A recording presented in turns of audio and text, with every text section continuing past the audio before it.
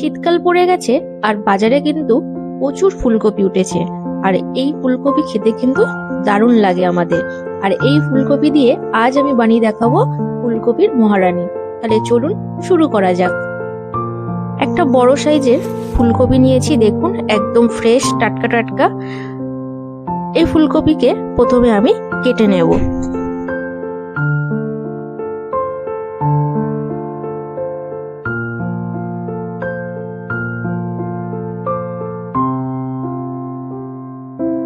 এই ফুলকপির পাতা দিয়ে কিন্তু অনেক রেসিপি হয়, আর এই পাতাগুলো আমি ফেলে দেবো না। আর যদি রেসিপি দেখতে চান তাহলে আমাকে কিন্তু অবশ্যই কমেন্ট করে বলবেন। এবার আমি ফুলকপিগুলোকে ছোট ছোট করে কেটে নেব।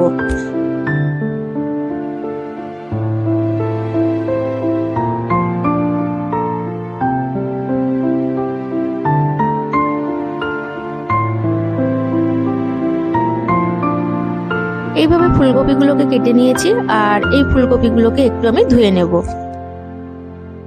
ফুলকপিগুলোকে ধুয়ে নিয়েছি, নেওয়ার পর একটা পাত্রে আমি ঢেলে দিলাম।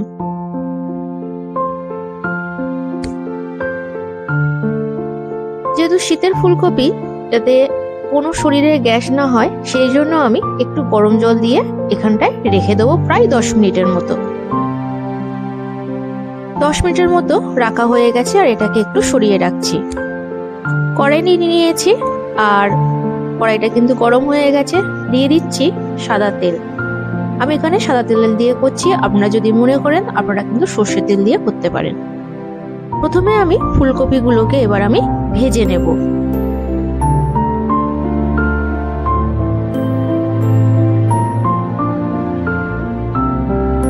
ফুলকপিগুলোকে কড়াইতে দিয়ে দিয়েছি, আর এর মধ্যে আমি দিয়ে দিচ্ছি প্রায় 1 চামচের মতো নুন। একটু ভালো করে উল্টে পাল্টে ভেজে নিতে হবে। এইভাবে আমি ভেজে নিচ্ছি। আর একটা কথা বলে দিই, আমি কিন্তু গরম জল দিয়ে 10 মিনিটের মতো রেখে দিয়েছিলাম। আর আপনারা কিন্তু গরম জল করে আর গ্যাসে দিয়ে কিন্তু ফোটাবেন না, তাহলে কিন্তু ফুলকপির মহারানী একদমই গলে যাবে আর খেতেও ভালো লাগবে না। সেই জন্য জল দিয়ে গ্যাসটাকে অফ করে দিয়ে 10 মিনিটের মতো রেখে দেবেন। এই ফুলকপিগুলো ভাজা হয়ে গেছে, এবার আমি তুলে নেব। ফুলকপিগুলোকে তুলে নেওয়ার পর কড়াইটাকে পরিষ্কার করে নিয়েছি। দিয়ে দিচ্ছি সর্ষের তেল। বেশ অনেকটা পরিমাণ সর্ষের তেল দিয়ে দিয়েছি, আর দিয়ে দিচ্ছি শুকনো লঙ্কার গোটা গরম মশলা। এই তেলের মধ্যে দিয়ে দেব প্রায় 2টো মাঝারি সাইজের পেঁয়াজের কুচি। এরকম ভাবে স্লাইস করে পেঁয়াজ কেটে নিয়েছি, আর তেলের মধ্যে দিয়ে দিলাম। পেঁয়াজকে ভালো করে ভেজে নিতে হবে, একদম কড়া করে চলবে না, একটু নরম থাকবে, তাহলে কিন্তু টেস্ট ভালো হয়। এই তেলের মধ্যে দিয়ে দিচ্ছি 5টার মতো কাজু বাদাম। সবকিছুকে এইভাবে একটু নেড়ে চেড়ে নিতে হবে। দেখুন এরকম কিন্তু পেঁয়াজে কালারটাকে রাখতে হবে। আর এটা ভাজা হয়ে গেছে, এগুলোকে আমি তুলে নিচ্ছি। এবারে একটা মশলা বানিয়ে নিতে হবে, তাই আমি একটা মিক্সার জার নিয়ে নিয়েছি। জারের মধ্যে দিয়ে দিচ্ছি পোস্ত, দিয়ে দিচ্ছি টক দই,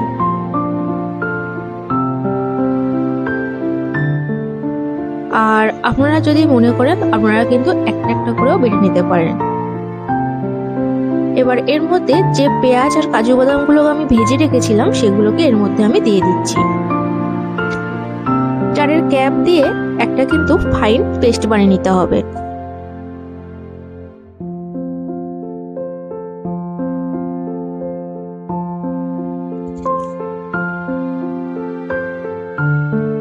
এরকম আমি পেস্ট করে নিয়েছি। কড়াইতে তেল দিয়ে দিয়েছি, আর দিয়ে দিচ্ছি আবার শুকনো লঙ্কা আর গোটা গরম মশলা।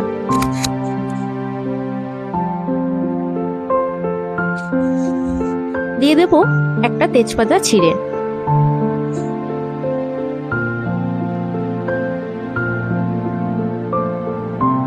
তেলের মধ্যে একটা পাকা লাল টমেটো আমি মিক্সারের মধ্যে পেস্ট করে নিয়েছিলাম, সেটাকে এর মধ্যে দিয়ে দিচ্ছি। যে মিক্সার জারের মধ্যে আমি একটা পেস্ট করে রেখেছিলাম, সেই পেস্টটা কিন্তু এবার এর মধ্যে আমি দিয়ে দিচ্ছি। খুন্তি দিয়ে মশলাকে কিন্তু ভালো করে কষিয়ে নিতে হবে। দিয়ে দেব স্বাদ মতো নুন, দিয়ে দিচ্ছি হাফ চামচের মতো হলুদ গুঁড়ো,